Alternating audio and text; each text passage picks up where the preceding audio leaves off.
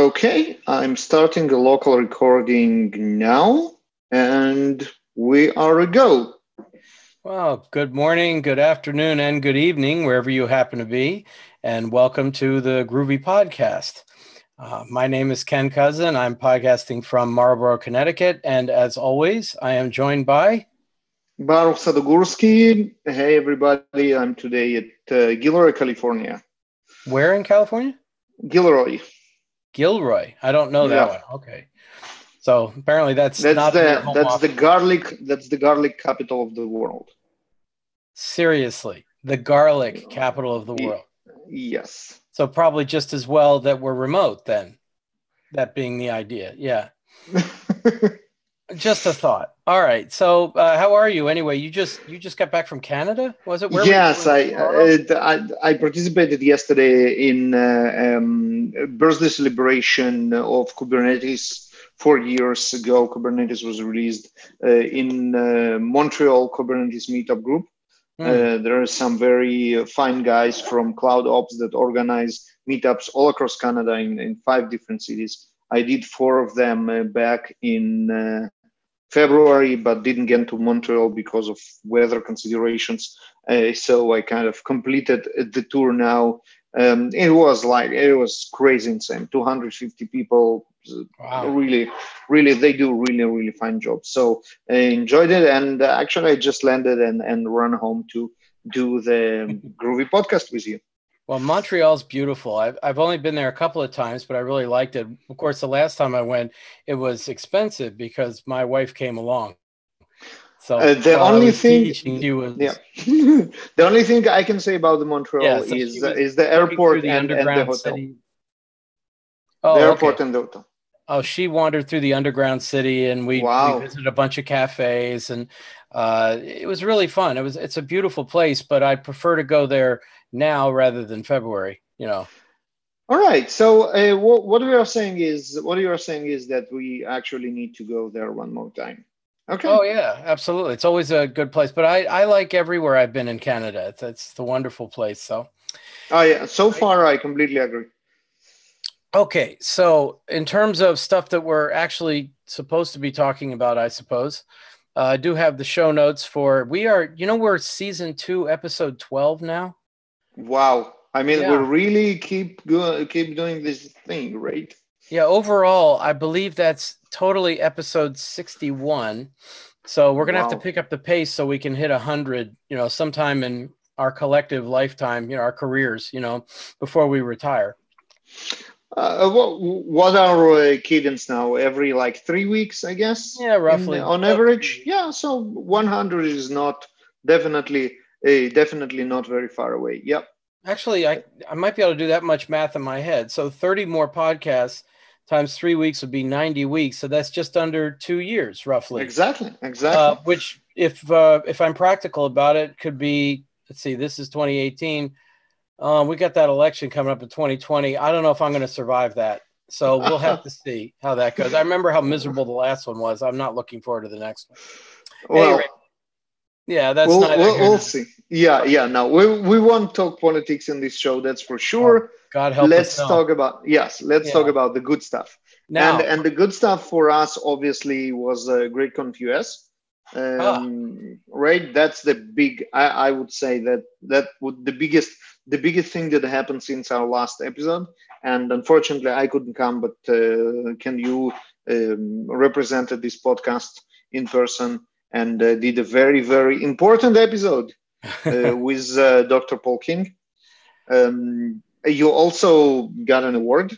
It's the Grails champion. you're going to start with this right off the bat. I mean, people are more Of interested in course. news, right? Well, No, no, all right, no. This is big. This is big, Ken. It fine. was long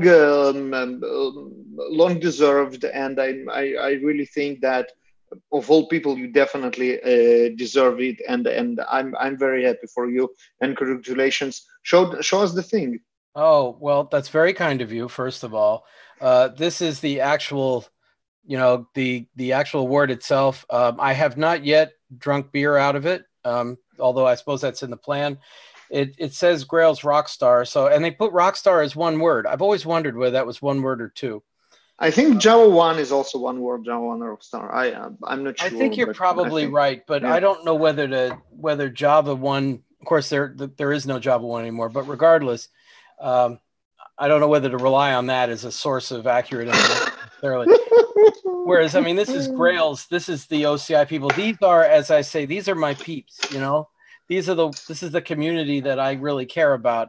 And that's what made this so cool. And I don't want to be misleading. I don't generally have this on my desk. We actually have a little case that my wife puts crystal stuff in. And of course, the thing that I normally keep there is my nice little Ashes of Problem Students mug, you know. How full it is? You don't want to know. So that sits right next to it, you know. But other than that, she's got all the various knickknacks that I've gotten over the years or that she's decided to get for whatever reason. So at any rate, that's where it's going to sit. So it is a position of pride, but it's not going to sit on my desk or anything. I mean, this thing's so heavy, I'm likely to hurt myself on it. So I don't want to, and I certainly don't want to knock it over by accident. Then I'd have to go back to OCI and it would just be ask for a replica, but it will never be as good as the original. Yeah, we were talking last year. I mean, Paul King and I were discussing, you know, how, you know, if OCI decides to reuse this, they'd have to like borrow it back and rub off the name and everything, put on the next year's name and all of that. We'll see how it goes. It could be like you know, like a Stanley Cup or something that passes from one to another. But I think they went for the Oscar model when everybody got to keep their own, which is good. Well, we shall see. I mean, Eric Helgeson, I keep doing that to him. I'm sorry. Eric Helgeson won it the first one, right, last year, and he was there. Interestingly enough, it was given out, as I recall, at Spring 1 2GX. At 2GX, the Groovy and Grails conference, the Groovy and Grails experience in Florida a year before. I don't think it was at Great Conf. No, it was like the G3, 3G, whatever it was. Yeah, right. So Groovy, Grails, Gradle, whatever. Oh yeah, G3 Summit. That's what it was called. It was after the Spring 1 2GX split, then that became the Groovy and Grails experience and Groovy, Grails, Gradle, or G3 Summit. Which assumes that it depends on who you talk to, what that stood for, because if you talk to Andres Almire, of course, Griffin was in there. Of course. Naturally. And I'm willing to go with that. And I've always made the joke, you know, the gag that, of course, the other technology that doesn't have a G in front of it is Spock, unless there's a G and it's silent, or in that case, it would be cloaked, right? You know, I know it's weak, but there's just not that many people I can use that gag on. So you got nominated. That was great. No, this podcast is the right audience, that's for sure. Oh yeah. And what I wanted to ask you, but the story with the G3 Summit is over, right? Yeah, right. So it's appropriate and it's the right place to do it. Is at the how am I blanking on this? On Great Conf. Yeah, Great Conf. And I can understand whether they might decide whether to do it in Europe or do it in Minneapolis or what have you. I'm very fortunate in that I've been to all of the three that there were. There was one in India for a couple of years, you know, so I was really glad. I was going to wear that shirt. I forgot to wear that T-shirt. At any rate, I have a Great Conf India T-shirt as well. So I'm really glad I've been in all of them. And I've only missed one in the US, and it was a year ago, and I was really glad I was able to go this time. So it was a lot of fun, the conference. I mean, there were a lot of talks, and all the ones I went to anyway were really interesting. So we'll talk about what talks actually went on a little bit later, because I've got a list, and I know if they follow their common pattern, then they'll have links to all of the source code and the slides and everything coming out in the next few weeks. The ones I'm going to mention later in the podcast are the ones that the authors already, you know, went ahead and made links available for their slides and the source code. So I can give you an abbreviated list there. I had fun being there.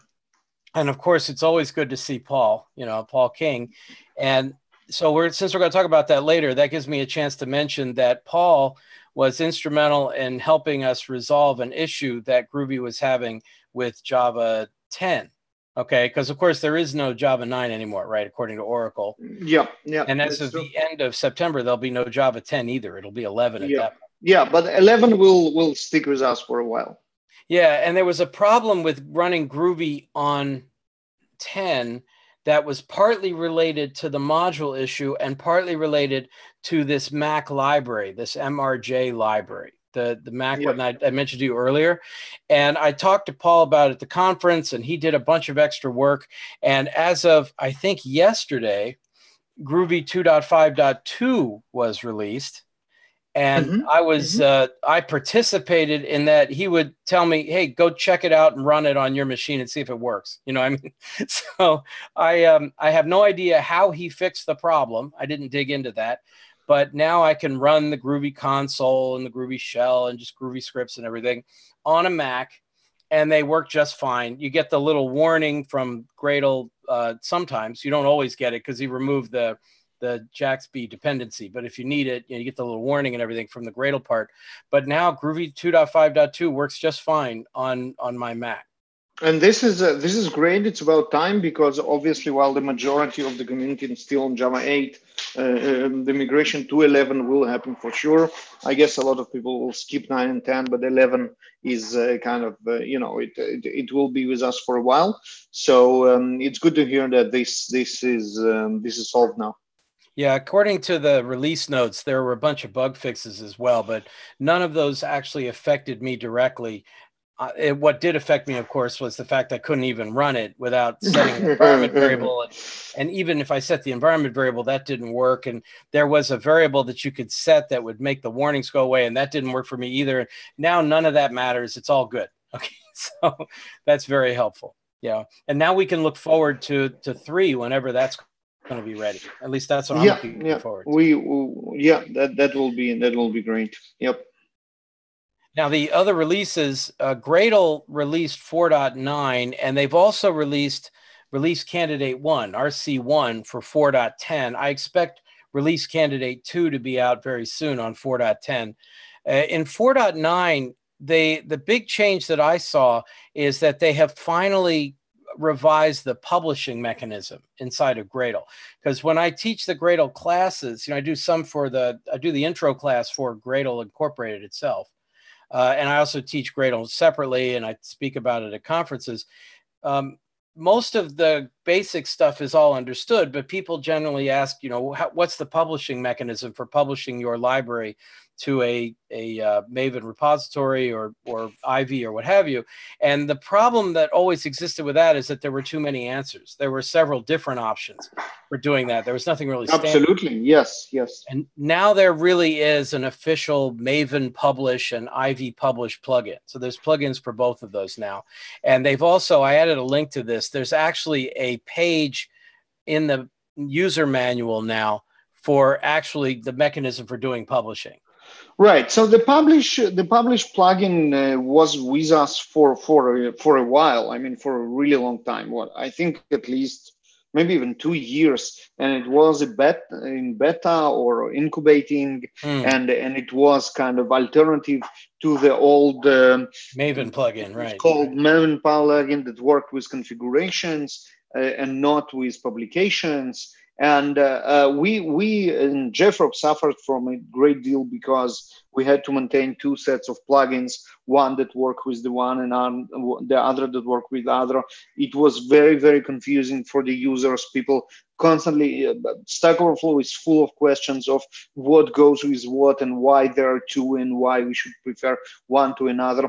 In some point of time, we actually converged the 2 of them into one of them that picked the right method depending on the Gradle script itself and the list of applied plugins, but it still was very, very complicated. And I'm glad to see that the old publishing mechanism is going away, and we only now are with the new publishing mechanism, which I find obviously better. So that's definitely a very, very welcome and long anticipated move. It's about time. Yeah, I mean, you would know much more about that. That's your whole business model. So, and by the way, we should, I don't know when we were going to mention it, so it occurred to me now. Congratulations on JFrog's 10th anniversary. Is that right? Yeah, it is. It is. It's. I'm not sure we have the exact date. At least I don't remember it, but it's kind of ongoing now. We have a company event to celebrate it Well, you had a in party, October. right? In October, yeah, that will be like an all yeah, like a very big celebration. So yeah, thank you. 10 years. Gee, time flies. Oh, but the party's coming up in October then. Oh, okay. Yes, yes. Yeah. Now we Well, are in preparations. Yeah, and you know about it because one of the reasons we had to postpone this podcast was because my desk was occupied with filming the video that we prepare around our 10th anniversary. So I I couldn't. assume you're going to star in that video, right? I mean, you'll be a Uh, big I don't know if part of big, but yeah, we're going to do something very funny. I it. hope we will publish this video. I'm pretty sure.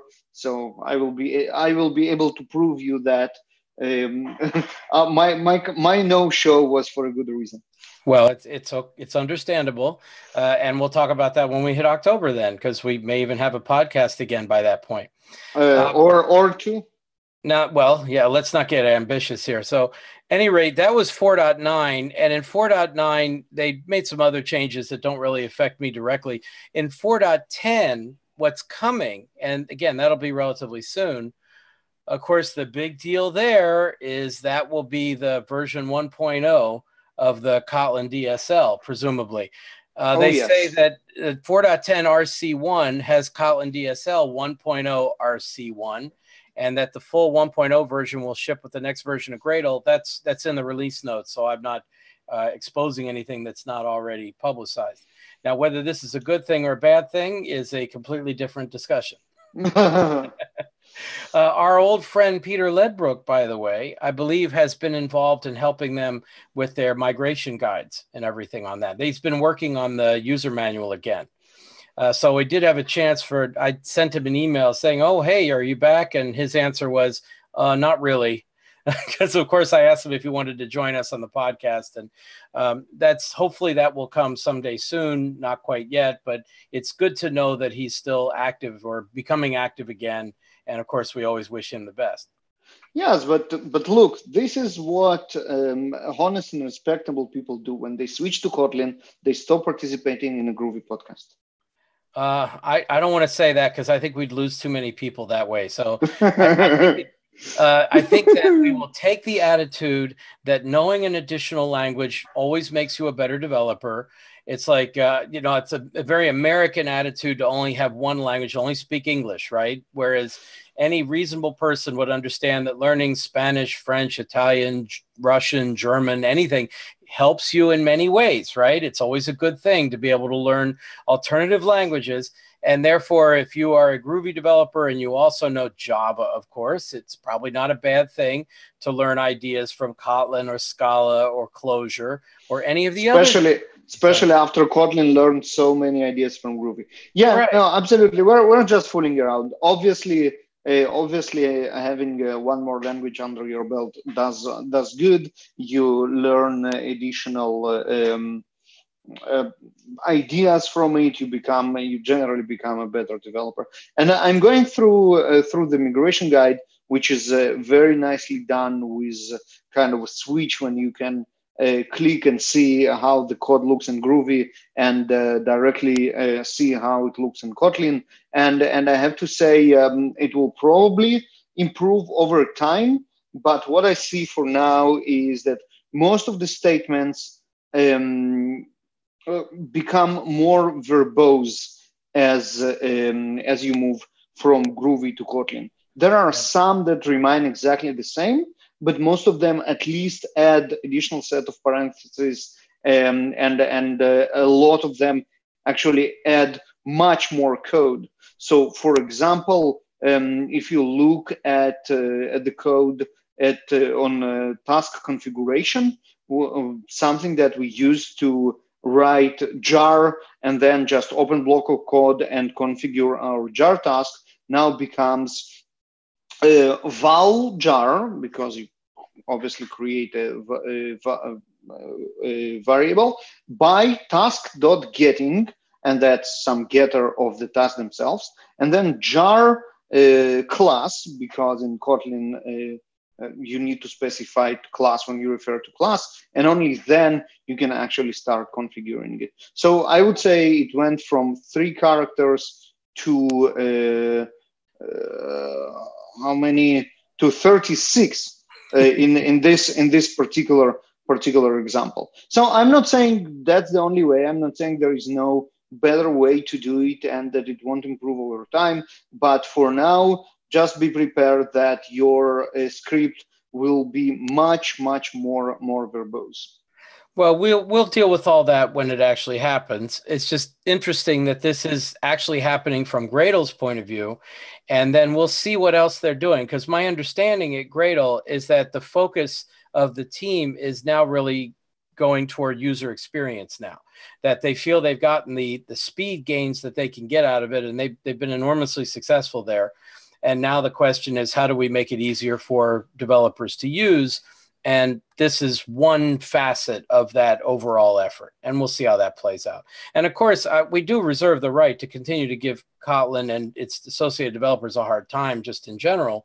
But we'll, in the Groovy community, we'll still be here when the backlash comes and they need to come back, home to where, creating a DSL is a very straightforward, easy thing to do. And it looks beautiful and it works for years, so we'll see. Yeah. At any rate, so that's coming, and we'll talk about that again once that's been released. In the Grails area, there's very little in the way of release notes. They don't tend to say much on these incremental changes in Grails. And that's how apparently, when I checked, we're up to Grails 3.3.8 now. Last week, when I was looking at it, it was only 3.3.6, so I missed 7 entirely. But again, that doesn't look like these are major changes in Grails. They're all bug fixes and fixing little problems here and there.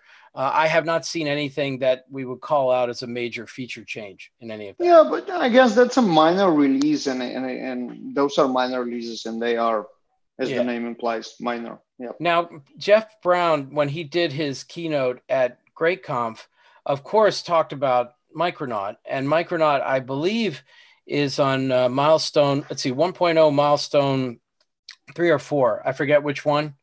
The point is that's getting close to its final 1.0 release.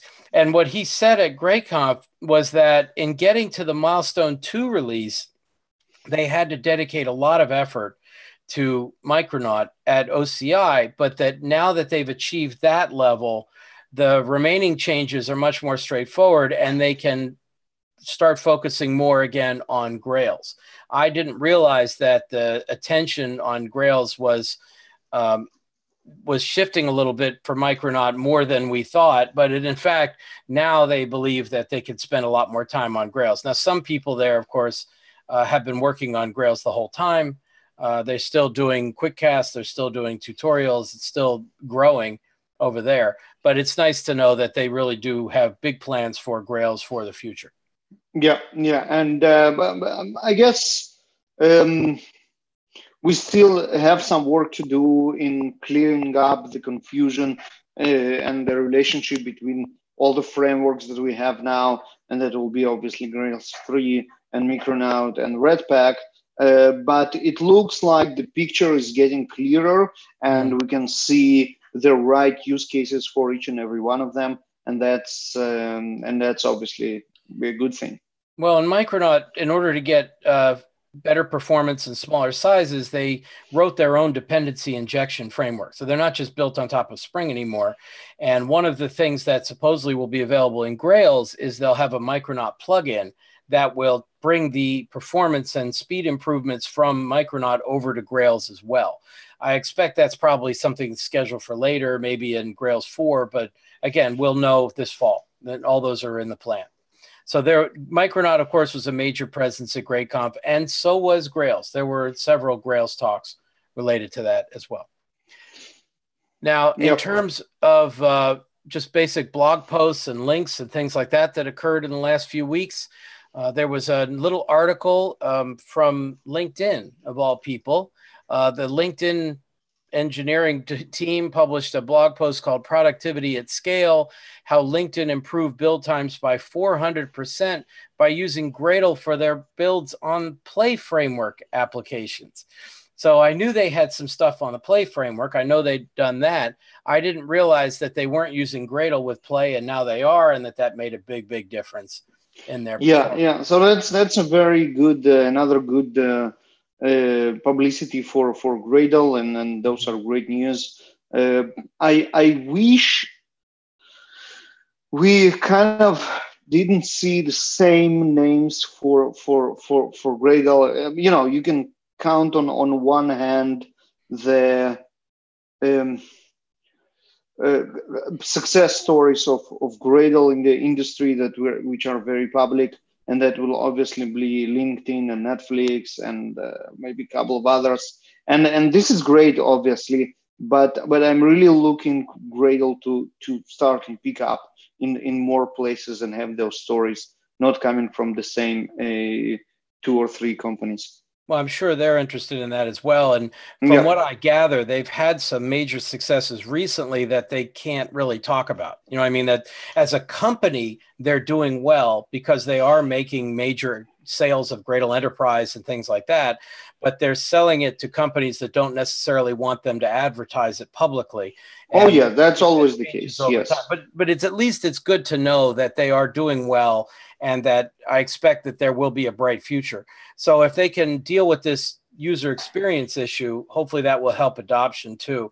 I mean, Maven's still out there. The problem I get from this point is that it's just kind of an entrenched solved problem that people don't want to change until Gradle shows it's so much better. Now it's already so much better. It's taking time. They've gotten the early adopters. Now it's time to make inroads into the stable companies that rarely like to change. Yeah, and I think the bet on performance is what the Gradle folks see as the differentiator that they need.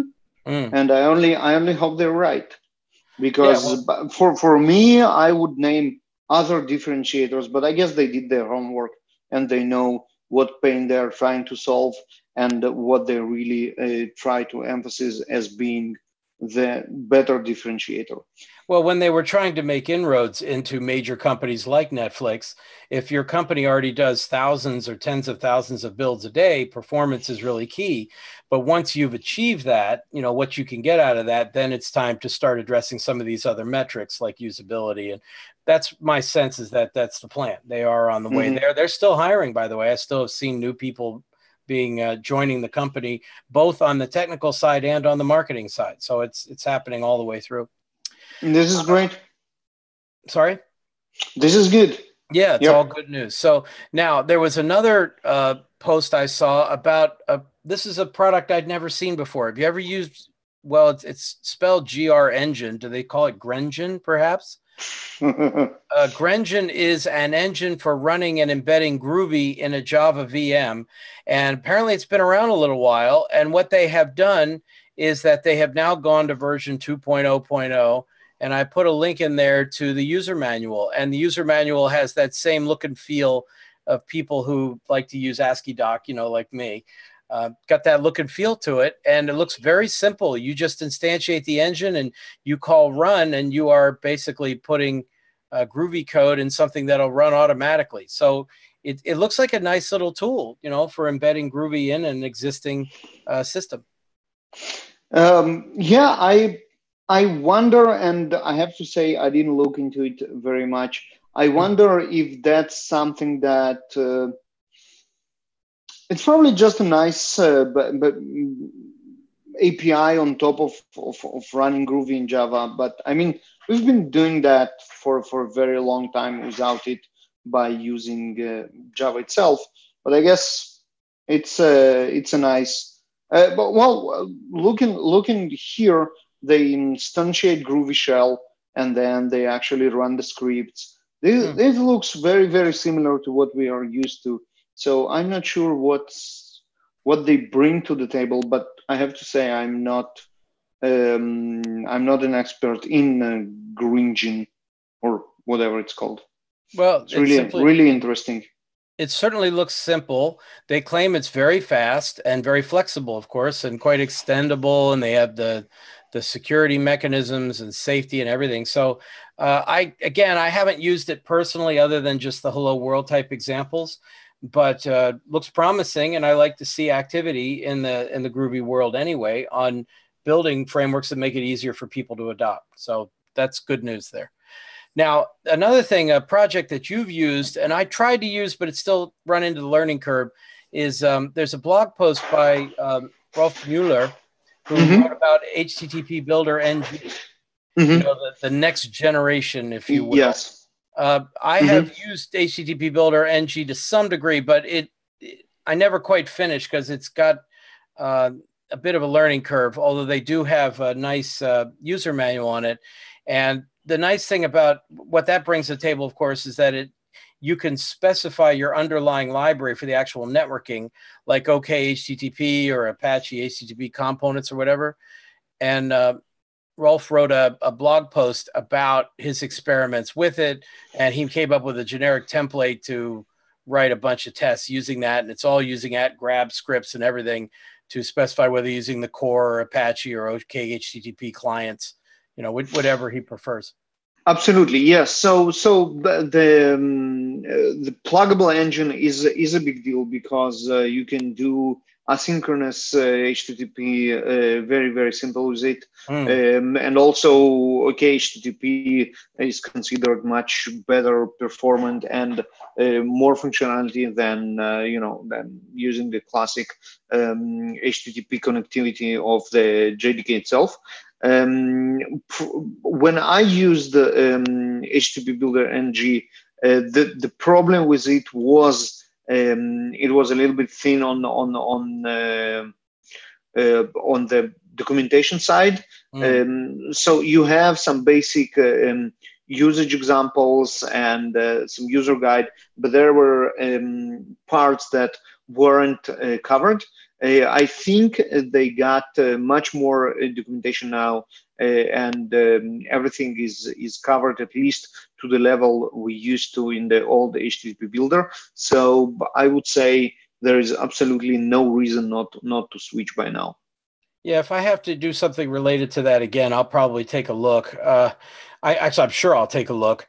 I just needed additional usage examples. And generally with the old HTTP Builder, where I got the usage examples was from the test cases. I mean, like most open source projects, you look at the test cases to find out how they really intended to be used. And I could probably do the same thing for this one. But as you say, the user manual has improved dramatically. And I do look forward. Yeah, that was I did. I actually looked at the test cases to see how to do certain things, and now I think maybe we don't need to do it anymore because it looks like the user documentation now has it on. So that's a good thing.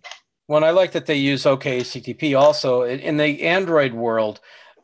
Tools like Retrofit, for doing RESTful web services, which are based on OK HTTP, are very, very popular. And then this would let people leverage their experience in that world into the Groovy world. So that's good.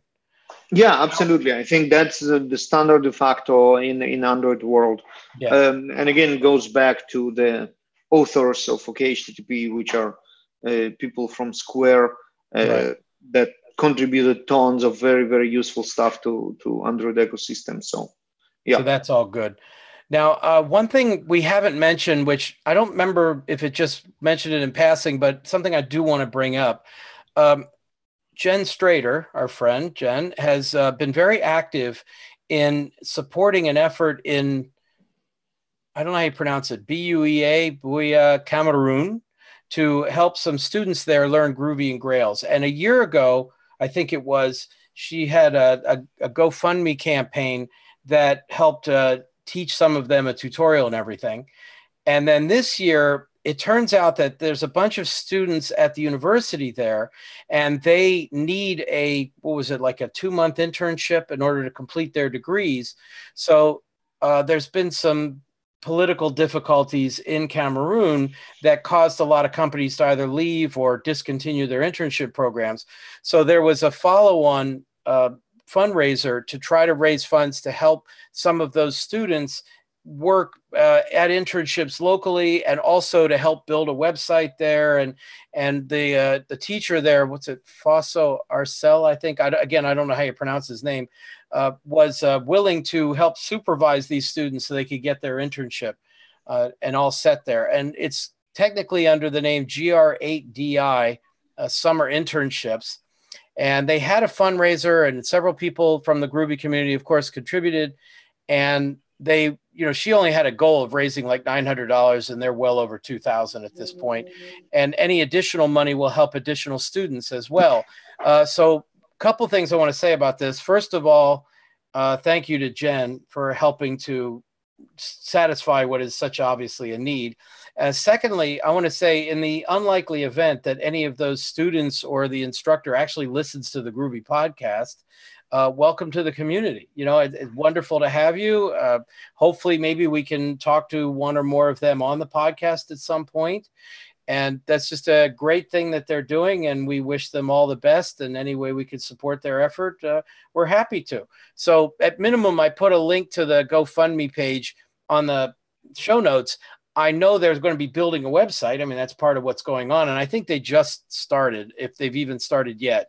I know they started because there was a tweet by the teachers showing some of the students hard at work already. So hopefully whenever it's ready and whenever they want us to share anything, we'll be happy to do so. And again, if there's some way we can support the effort, either by talking about it or interviewing somebody or just sharing whatever we like, whatever they'd like us to share, just let us know and we'll be happy to do so. Absolutely. Yeah. It's a really, really great activity, and it's good that it happens. It doesn't really surprise me either. I mean, Jen was instrumental in getting the Great Ladies program up and running in Minneapolis. And now that she's relocated to Germany, I think is she in Berlin, I think, actually, or was it somewhere else? I don't remember offhand. She'll let us know. I'm not sure, but yeah, that's she's great in community organization, and she's really been a blessing for Groovy community to move I think a lot of important stuff forward. Yep. Yeah, and I think she knows at this point that she can rely on us to try to help support her in her efforts, both financially and otherwise. So I wonder if I imagine somebody will tell her that her name came up on the podcast, even though, it's possible she listens. I don't know. I mean, I don't assume anybody listens, but if she does and she wants to send us information or talk to us about it, great. If you want to get the teacher involved or any of the students, we'd love to have them on the podcast. And we would love to have her on the podcast and interview her about that. And obviously we'll be more than happy to see her in our podcast in any time.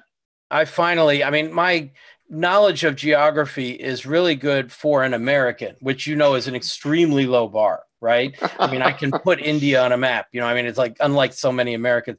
But Cameroon, I knew roughly where it was, and that's why we have Google Maps.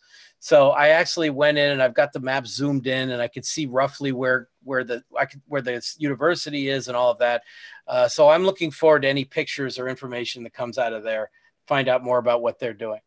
You feel a little bit more connected to it now. Yeah, sure. I mean, that's why it's like Google Maps has changed how I read books and everything. I used to read all those Hornblower novels years ago, and he'd sail from city to city, and I'd be like, where is this actually? Now it's just a question of keeping a browser open, and you can watch, what the path is and everything. It's fun now to be able to see where these places are. The world is different now than it was when I was, reading all those novels years and years ago. Yeah. And okay. I learned a lot of geography by following soccer, and especially the World Cup. And when I was young, Cameroon was really big on soccer in the World Cup, so I kind of catched up on that earlier. But I think it's good to have someone that brings kind of concept which are completely out of our focus and rather back to how much we think about Africa, and that's a very good opportunity, and really thanks, Jen, for doing that. Oh, absolutely. And in computer science in general, we could always use more diversity, and to actually take steps to make it happen is very impressive. So that's great. And Absolutely. But we don't want to just celebrate her. We want to celebrate the kids who are going through this too. So that's, excellent that they're doing it. Make sure they feel that they are welcome and we can support them in any way that we can. Of course. Okay. Now going back to Great Conf. All right. Now it was an active conference, of course. There were a lot of people there. The attendance was a little off from the previous years, but it's still, the people who are there are very enthusiastic. Other than, of course, our friend Dan Woods, who's just a piece of work no matter how you measure it, right?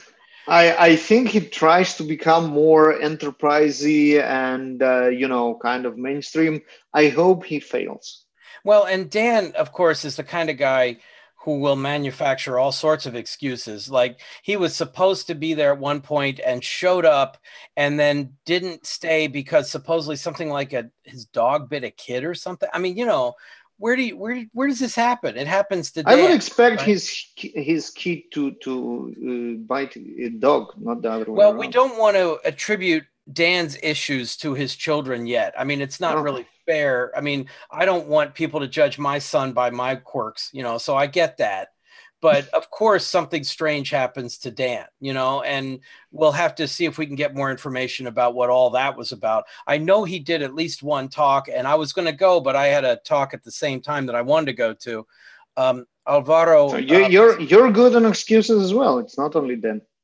Well, it's a survival skill in industry, right? To be able to come up with legitimate reasons why you didn't do something, Any rate, I put some links in there. One of them, there were a couple of talks given by our friend Virtual Dogbert. His actual name is where is it? I moved it out of there. Pelletier. It's there we go. Tucker Pelletier, who's active in the Groovy and Grails community up in the Boston area. He did a talk on Groovy AST magic. So he talked about creating AST transformations and everything. And he also did a talk that he had the slides available for on Grails security options as well. So talking about security, he's the organizer of the Boston Groovy and Grails meetup. I've been there once, actually more than once, but once when they were still in Boston and once when they were out, I think in either Waltham or I think it was Waltham when they moved out there.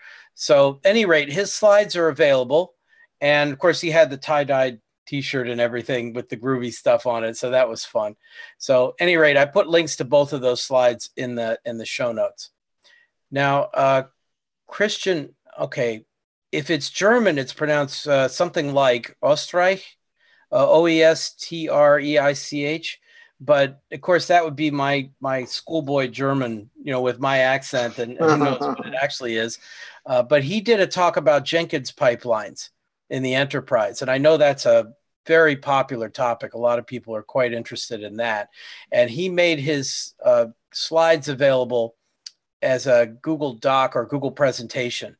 So I put a link to that as well. And of course, it's basically a DevOps talk. That's more in your area, something that you would understand and appreciate in there. Yeah, so I think that one of the biggest drivers for Groovy popularity now is actually the Jenkins DSL. At least by the questions on Stack Overflow, I see that we had this with Gradle a couple of years ago when people started to look into Groovy because Gradle used it, and now we see a similar picture with Jenkins. A lot of people discover Groovy from this Groovy DSL in Jenkins, and that's very important and great. Yeah, he wrote a lot about the scripting, the Groovy DSL inside the pipeline, as you say, and that's good to have a reference like that, because I agree with you. We do get a lot of questions about that. And now we have a presentation you could point to give people some information. Absolutely. Now, another hot topic these days, of course, is microservices with Kafka. And there was a presentation by, all right, let me try this one again. I mean, it's our friend Roberto Perez. Okay, Alcolea, is that how you pronounce it? Alcolea, Alcolea. I just learned, and I'm embarrassed to say I didn't know this, that a lot of Hispanic names, they use two surnames. They use the middle name is the father's Yes. surname and the last name is the mother's. And Yes. I don't know how I went this long without knowing that, but at least I know it now. So I'm presuming that that's the case in his particular instance, but whatever, he can correct us. At any rate, he did a talk called High Scalable Streaming Microservices with Kafka Streams, and he made his slides available and all of that. And there's a lot of good information there too. So I put a link in the show notes to that one. So of course, we've known Roberto for many years, and great to see that. And he's at Target just as Dan Woods is as well, you know. Okay, now another interesting one was done by, and we've already mentioned him, Eric Helgeson, who has his own null RC, or his URL is null Eric. You know, it looks like Nulleric, but it's null Eric. And he does consulting at Agile Orbit. He had an interesting little talk called, strangely enough, Better Know a Grails Plugin. I misunderstood that title. I didn't realize what he was going to do is he was going to talk about a whole wide range of plugins for Grails. And the presentation is one of those ones that you scroll through and find lots and lots of plugins, lots of, it's a journey, or as he says, it's a journey around the Grails 3 ecosystem. Many of the plugins that you probably know and some that you likely don't. So that was very interesting. I wish I had been able to go to that, but there were a lot of simultaneous talks, and I unfortunately didn't make that one directly, but I'm glad I was able to see the slides. It reminds me of the talk by Andres Almerai, who did an overview of the Java libraries a couple of years ago at Java 1, and then a bunch of other conferences. It's a no-brainer, you know, very non-sophisticated talk that just, you know, pick the useful libraries and kind of expose them to the audience. Maybe they didn't hear about it. Or you know, maybe pass somehow but that was below the radar. But that was just Andres Almiray. I mean, it's not like, you know, it doesn't have the same status as Eric, who's actually a Grails rock star, you know. So I mean, that's very from what I understand. So at any rate, wanted to make sure he included his presentation in there. Now, you Grails rock stars buddies. You know, I mean, it's such a rare thing, you know, it's very important when you, never mind, I'm going to move on. Okay, very exclusive club, very exclusive club, right? So maybe you'll be nominated next year. I'll nominate you next year, you know. Of course, that depends on what you do, because you're kind of a risky candidate there. You know, you're not the most uncontroversial person. Oh yeah. Look, I didn't get to be a Java champion because of that. Oh really? I didn't know you'd come up for a vote. I think they kind of, I don't know if they even considered, but if they did, they obviously didn't go with it. Now maybe you can be nominated again. Well, we'll see how it goes. At any rate, another talk there was called Add Some Groovy Magic to Your Java Project, which is always a good thing. That's what a lot of people don't realize outside of the Groovy community, is that Groovy's real use case is to combine it with Java rather than replace Java in many cases. Any rate, this was by Olga, and then, all right, the one after the hyphen is Sharma. That's easy. And then Maciaszek. So it looks like Maszazek. That's Polish, so it should be right. You know what? I have no idea. And I'm afraid to get it wrong. And I just wanted to make sure that she was included. Yep. I wish that was one of those where she came in just as I was going out to go to another talk, and I was like, oh man, I'd really like to stay here and be supportive and help her out.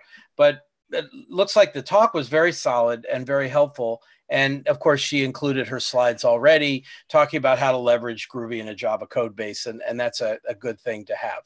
So that's kind of your thing, right? That's the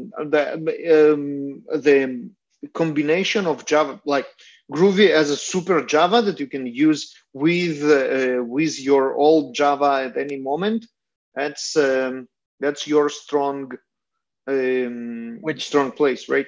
which is honestly why I was headed to a different talk, because I kind of figured I knew what she was going to talk about, but I do want to be supportive, and I do want to include her material here. So that's also in the show notes, of course. Absolutely. Yep. Okay. Now, then there was another one by Roberto Perez Alcolea, high performance in-memory data sets with Netflix Hollow. Now, I don't know the Netflix projects that well, but they have been great about creating projects that they use heavily and then open sourcing them. So I don't know Netflix Hollow specifically, but it does talk about what do they call dissemination of small or moderately sized data sets. And that's what Netflix Hollow is about. It's a Java library and tool set for disseminating in-memory data sets from a single producer to many consumers. And he had a whole talk about it. It looked very interesting. Yeah, and but that's pure Java, which means obviously you can use it with Groovy, and it will be even better with Groovy. But I have an impression that as opposite to last year's, we see less and less Groovy usage and popularization by Netflix. I think they start to promote a lot of Kotlin now, and even the new libraries which are out, I don't think they are as heavy on Groovy as they used to be, which is obviously a shame. Well, inside a company, these things generally need a champion, and I'm not sure who the champion would be out there right now. Of course, we know Rob Fletcher's still there. Because he's and he's a Spock authority. He's got the whole book on Spock, and he does a lot there. And didn't we just see somebody announce they're moving to Netflix? It was that Craig? I think was Craig Burke. I think is headed out there. I believe. I didn't see it. I probably missed it, but it wouldn't surprise me. If I got that wrong, good people go to Netflix. That makes so if I got that wrong, you can feel free to correct me, and he will.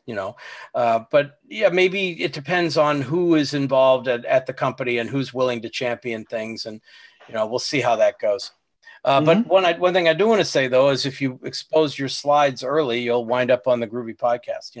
So, another person in our community that we know well, good old let's see if I'm going to try this again. Alvaro Sanchez Mariscal. Right? So Alvaro, who's I believe he's an OCI person and heavily involved in Grails. He had two really interesting Grails related talks, one on async and event driven Grails applications. So he talked about the async capabilities, and the other was called 6 Things You Need to Know About GORM 6. And I went to that one, and that was really interesting. I thought he did a great job with that. And I believe the async one was good too. The only problem he had, if it's a problem at all, is that GORM 6 talk, that was the actual last slot in the conference. So that's a tough one. It is a tough one. Yeah. Yep. But he did a wonderful job, and I was really glad I was there. He's done at GreatConf in EU. He did talks on reactive microservices with Micronaut. So I know he's heavily involved there also. But it's good that he's also doing Grails things too, and both of those talks are linked in our show notes as well. I think that's all the ones I put in the show notes. I should also mention, let's see, what else was going on? There were a couple other things. No, it was Gradle stuff. We talked about that. Oh, there's a couple more Grails Quickcasts now. Yeah. So there's a Grails Quickcast number 10 is on debugging Grails, how you debug Grails core and the Grails command line interface. And then there's one on Grails profiling with the YourKit toolkit. So that's able to spot CPU problems and heap and garbage collection issues. So a couple more Grails Quickcasts. That's always good to see. And then there was another Grails guide, this one on uploading a file with Grails 3. So basic stuff, but useful right in there. And of course, I didn't get to put it in here. Ryan Vanderwerf, our friend who is the guy who works on hardware sometimes, did a little talk, which I didn't get to see, unfortunately. I'd love to see it, on a Micronaut-powered self-driving car. what did he call it? Galicino car or something like that. So I don't know where the name came from, but that's because I wasn't in it, or I'd find out. At any rate, that was August 10th. I didn't get to go to the actual talk itself, but he just wanted to mention that's also something that Ryan is amazing. He does some amazing stuff, and it's a sweet spot of two of his things that he's passionate about, and that will be cars and Groovy. So that should be really, really good. Yep. And then, of course, there have been a couple more issues of Groovy Calamari. Thank you to Sergio Delamo. As usual. And I think actually that's, the only other last thing I wanted to mention, by the way, is that the latest version of IntelliJ IDEA, the 2018.2 version, apparently has really good support for debugging of Gradle scripts. You can actually put breakpoints in a Gradle script, and when you run a task, it'll stop at the breakpoint, and you could examine, the variables and other features available, debug in the Gradle's DSL blocks. And that's interesting. So and the other feature related to Gradle on that version of IntelliJ is that it also will, if you add a build source hierarchy in your project so that you're writing your own plugin or just putting your custom tasks in a class or what have you, it will also discover that as part of your project. So it'll automatically link to Gradle's build sources and usages in a build, so you can navigate from the build scripts to build source sources and etc. So the tool support is improving as well. So that's good news there. Yeah, and generally every new release of IntelliJ brings additional improvements in Groovy support as well. So it's, as we mentioned a couple of times, by the far the best idea to write Groovy at the moment. On that scale, I should mention I did get contacted by one of the members of the Eclipse team working on Groovy. Okay, the Groovy plugin on Eclipse.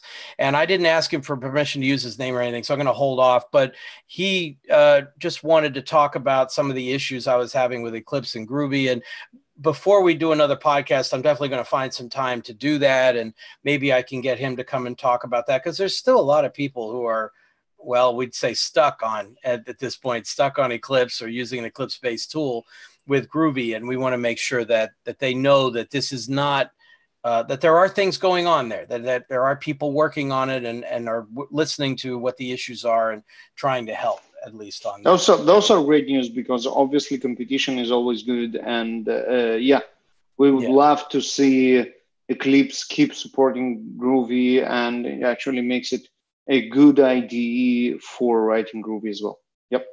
So, at any rate, that's everything I had. Is there anything else you wanted to bring up? No, I think we covered a lot today, and look, we are at an hour now, so that's a good. Okay. It's a very, very packed podcast today. Thank you very much for all the content, Ken. Oh, hey, glad we could help out and provide it, and I imagine we'll be talking again relatively soon. So anything coming up that you wanted to mention? I mean, in fact, we didn't have anything in the upcoming conferences list right now, And because we don't have this G3 summit in December anymore, both of the conferences are the flagship Groovy conferences are in the summer. Will you be at the conference formerly known as Java 1? Yes, and there is some Groovy content there, so definitely it makes sense to mention. And we will do another episode before that, and maybe I will go. As well, so and it makes sense to go through the content catalog, which was recently published, and pick some Groovy nuggets and highlights there to share it with the audience. We'll probably do it for the next one. Okay, so we'll talk again in 2 to 3 weeks, depending on what's released in between then and now and when we can schedule it. And glad that you were able to finally make it back and we were able to do the podcast. Yes, that was really, really good. Thank you very much, Ken. And thank you for our audience. We have statistics on our YouTube page, something great. I mean, there is one person watching. Well, we do kind of take it by surprise. It's not like we give anybody any warning on this. But once people subscribe, and we have 456 subscribers, they get a notification that we are live, and I do expect them to drop everything and open the podcast and start watching. Yeah, I take that about as seriously as you take those download numbers on Groovy. It's about the same thing. Absolutely. Okay. So thank you very much, Ken, and talk to you soon. Yep. Thank you. Bye-bye.